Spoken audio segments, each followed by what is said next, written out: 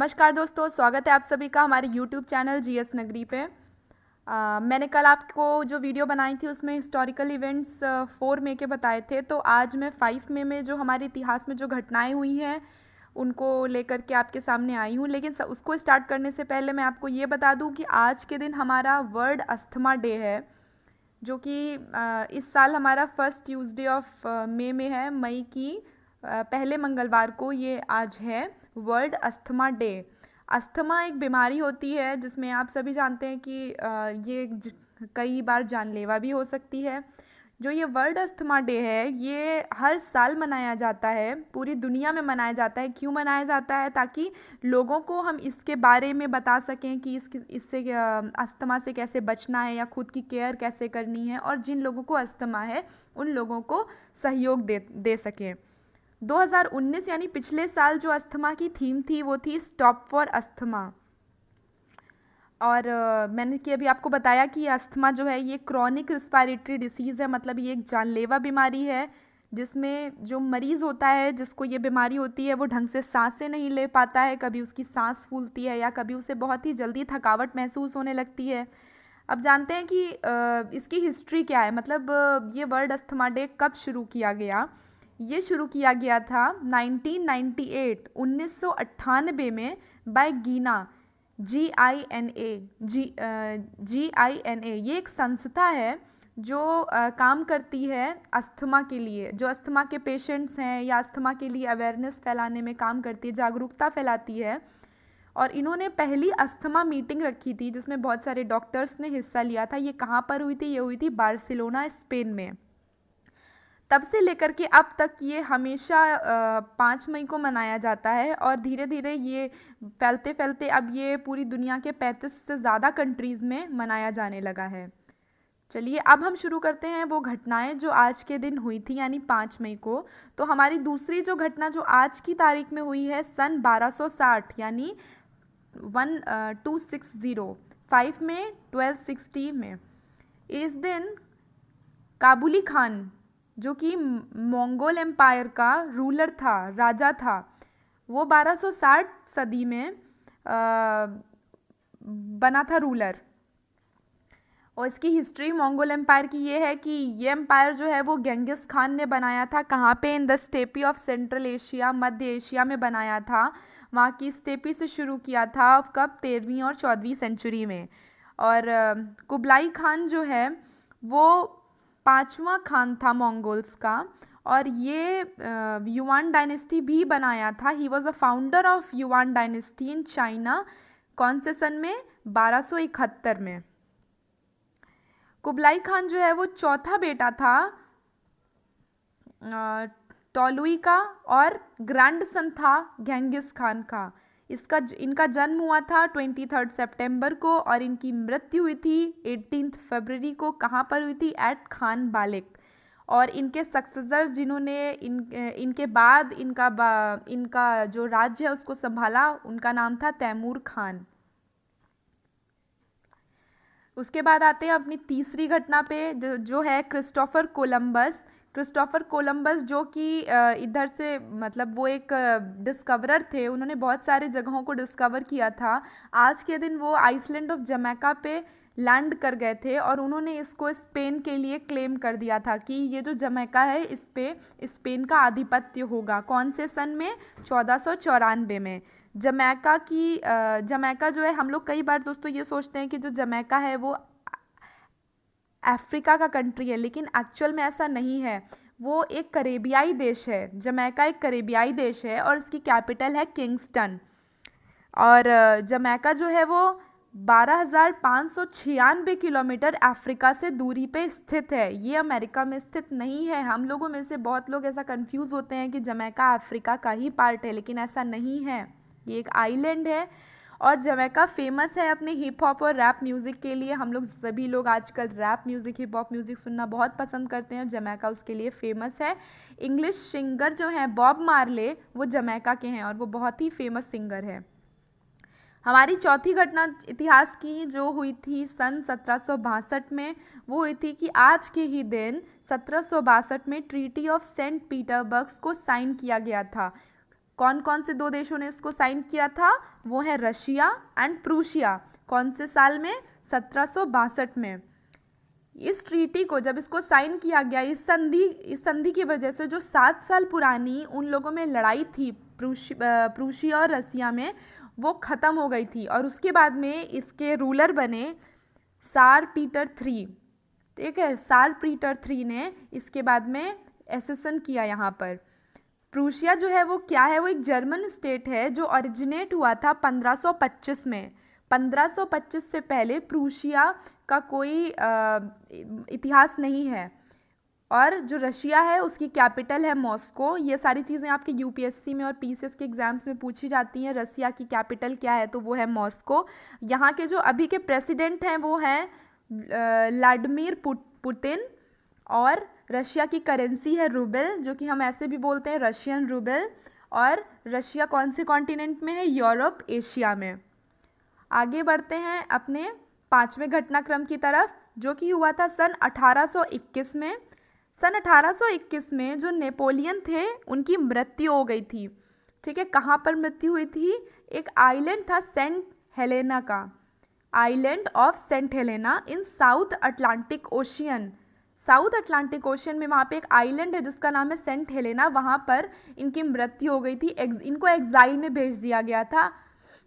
Exile में भेजने का मतलब है कि उनको बंदी बना करके उस आइलैंड पे भेज दिया गया था जहाँ पर उनकी मृत्यु हो गई थी। किस आइलैंड पे भेज दिया गया था? Island of south Saint Helena in south Atlantic ocean. वो वहाँ पर कब से थे? वो वहाँ पर थे अक्टूबर 1815 से। 1815 अक्टूबर से वो वहाँ पर थे और उनकी डेथ हो गई 5 मई 1821 में। एम्परर नेपोलियन थे, उनका पूरा नाम था नेपोलियन बोनापार्टे।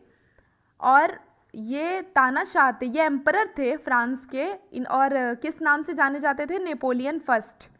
इन्होंने राज किया है 1804 से लेकर के 1814 तक वहाँ फ्रांस में। और फिर उसके बाद में 1815 में 100 और दिन के लिए, बहुत ही छोटा 1815 में जो इनका राज्य का टाइम था कि इन्होंने कितने दिनों तक राज किया, वो काफ़ी छोटा था। कितना था? सिर्फ और 100 दिन के लिए था। फिर आते हैं हमारी छठी घटना की तरफ, जो हुई थी 5 मई 1862 में। 1862 में मैक्सिको ने फ्रेंच फोर्सेस, जो फ्रांस की सेनाएं थी, नेपोलियन III की, नेपोलियन I के नेफ्यू थे, नाती थे ये, नेपोलियन III, इनकी जो सेनाएं थी वो मैक्सिको ने अपने वहाँ से निकाल दी थी। और किस युद्ध में? वहाँ पे युद्ध हुआ था जिसका नाम था प्यूबेला का युद्ध, बैटल ऑफ प्यूबेला। उसके बाद में ये विक्ट्री जो है, ये जीत जो मैक्सिको की हुई थी फ्रांस के ऊपर, यानी जो फ्रांस में उस वक्त नेपोलियन III का राज्य था, उनके ऊपर जो जीत हुई थी उससे दिखाया गया था, उससे मैक्सिको ने दिखाया था कि वो बाहरी तानाशाहों के नीचे अब राज नहीं करेगा। इसलिए वहाँ पर आज के दिन नेशनल हॉलीडे होता है, राज्य में पूरे देश में छुट्टी होती है। नेपोलियन III जो थे वो नेफ्यू थे नेपोलियन फर्स्ट के, और नेपोलियन फर्स्ट के बाद में वहाँ पर उन्होंने राज्य किया और उनका शासन संभाला।